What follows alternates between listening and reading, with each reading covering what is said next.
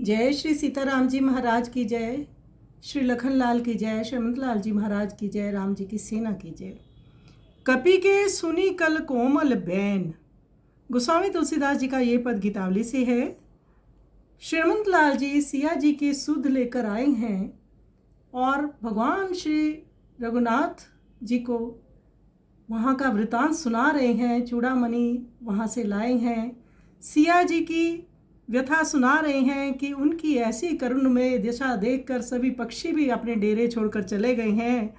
तो सीता जी की दशा कहते हैं मेरे से इस मुख से वर्णन नहीं की जा सकती। वाणी मेरी गौन हो रही है। प्रभु आप उन्हें दर्शन दीजिए और उनका दुख दूर कीजिए। तो हनुमान जी के ये मधुर और कोमल वचन सुनकर रघुनाथ जी के सब अंग प्रेम से पुलकित और शिथिल हो गए तथा उनके नेत्र कमलों से में जल भर आया। सीता जी के वियोग रूप समुद्र में राम जी का मन रूप चतुर तैराक चित्त के आनंद सहित डूबने लगा। इसी समय हनुमान जी से सीता जी की सुधि पाकर उन्हें प्रसन्नता रूप नौका मिल गई तथा कामदेव प्रेम ने जबरदस्ती उस नाव की रस्सी को पकड़ लिया कि पार न जा सके। इसीलिए गला भर आने के कारण वह सीता जी की कुशल भी नहीं पूछ सकते थे और बिना पूछे उनकी वाणी भी हृदय रूप ग्रह में अत्यंत व्याकुल हो रही थी। जिस प्रकार कोई कुलीन और पवित्र बुद्धि वाली वियोगिनी स्त्री सामने से अर्थात दृढ़तापूर्वक विरह के तीखे तीर सहन करती है। वीरवर कौशल नाथ ने अनेक बार धैर्य धारण कर बोलने का प्रयत्न किया परंतु वह शब्द न निकल सके। तुलसीदास जी कहते हैं तब अंत में प्रभु ने सखा सुग्रीव और भाई लक्ष्मण से संकेत द्वारा कहा कि सेना सजाकर चलो। राम जी भी उस गहराई में उतर गए। सिया जी का वृतांत सुनकर उनकी भी वाणी मौन होगी। कुछ समय के लिए इतनी करुणा में चले गए। फिर कहने लगे चलो सेना तैयार करो, सिया जी के पास चला जाए। तो आइए इस मार्मिक पद का हम श्रवण करें।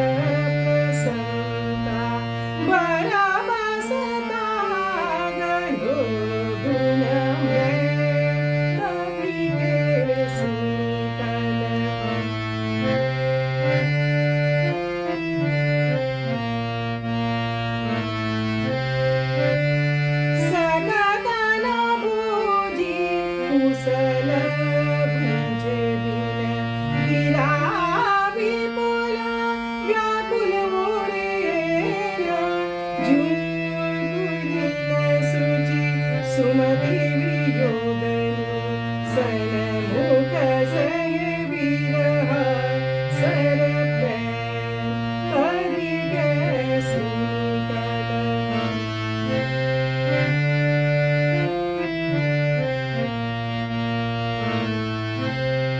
धरि धरि धीर वीर कौशलपति किए जतन सके उत्तर देना तुलसीदास प्रभु सखानुज सो सेन हृदय चलऊ सजी से कपि के सुनि कपि के सुनि कोमल बैन प्रेम पुलकी सब गात शिखल भय भरे सलिल सर सिरहु कपि के सुनि कपि के सुनि कोमल